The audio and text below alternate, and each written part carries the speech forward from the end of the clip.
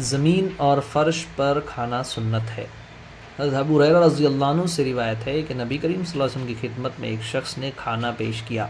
آپ صلی اللہ علیہ وسلم نے فرمایا کہ زمین یا چٹائی پر رکھو۔ میز یا ٹیبل پر کھانا خلاف سنت ہے۔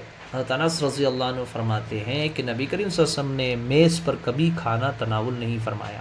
حضرت انس بن مالک رضی اللہ عنہ فرماتے ہیں کہ آپ کی عادت طیبہ تھی، آپ صلی اللہ علیہ وسلم سواریوں پر کسی کے پیچھے بیٹھ جاتے تھے، آپ صلی اللہ علیہ وسلم کے کھانے کا دسترخوان زمین پر رکھا جاتا، آپ صلی اللہ علیہ وسلم غلاموں کی دعوت قبول کر لیتے اور گدھے پر سوار بھی ہو جاتے۔ فائدہ: یہ آپ کی متواضعانہ نشانی تھی۔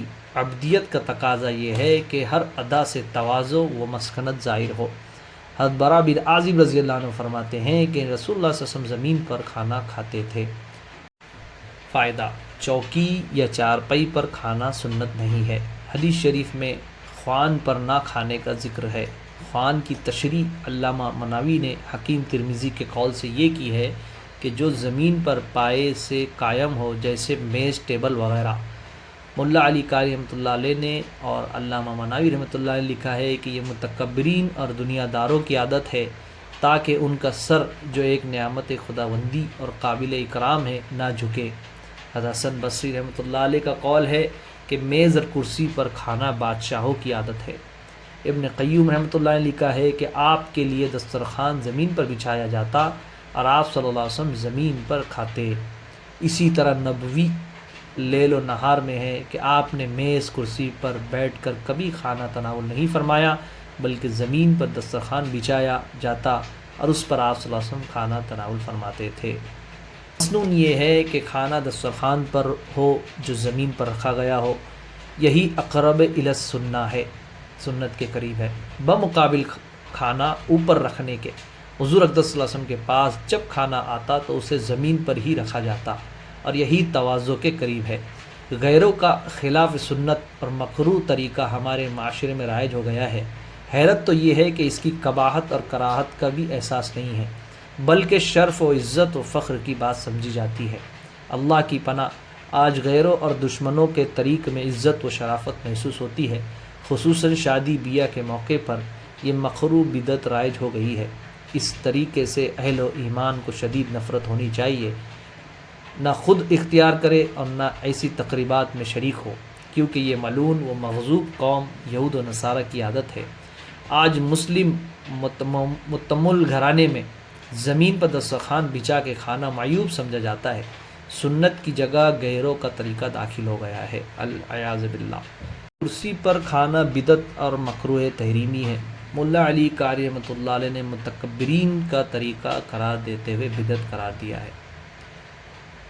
کوکب دری میں علامہ گنگوہی نور اللہ مرقد نے لکھا ہے کہ ہمارے زمانے میں چونکہ اس میں نصارہ کے ساتھ تشبیہ بھی ہے، اس لیے مکروہ تحریمی ہے۔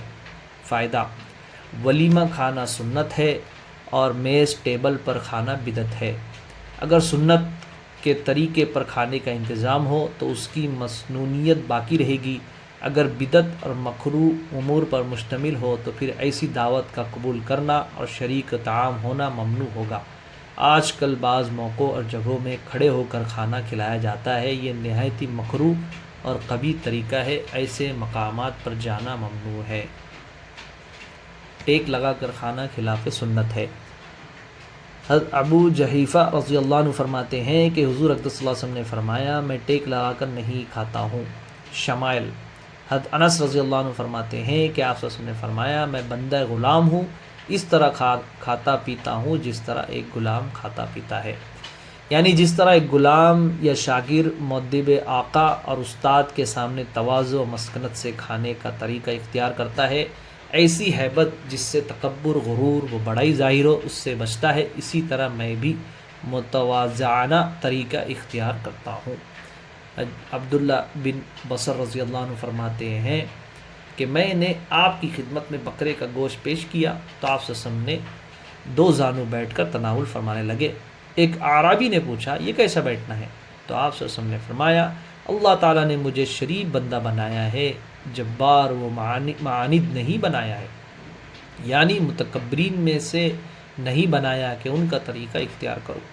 فائدہ ٹیک لگا کر کھانا ممنوع اور مکروہ ہے۔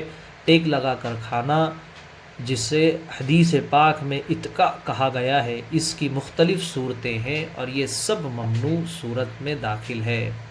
پہلی صورت دو پہلوؤں میں سے کسی ایک پہلو پر ٹیک لگانا۔ نمبر 2 زمین پر ایک ہاتھ رکھ کر ٹیک لگانا۔ نمبر 3 4 زانو بیٹھنا، پیٹھ کو دیوار یا تکیے کے سہارے لگانا۔ یہ حالتیں متکبرین کی ہیں، اس لیے ان ہیبتوں کے ساتھ کھانے کو منع فرمایا ہے۔ چونکہ مومن کا کھانا بھی عبادت ہے اور عبادت میں تواضع اور تواضع کی صورت مطلوب ہے، لیکن اگر کبھی پھل وغیرہ ایک ہاتھ اتفاقاً ٹیک لگائے ہوئے کھا لے تو گنجائش ہے۔ چنانچہ ابو داؤد کی ایک حدیث میں ہے کہ آپ کی خدمت میں کھجور پیش کیا تو آپ نے ٹیک لگائے ہوئے ہی تناول فرمایا۔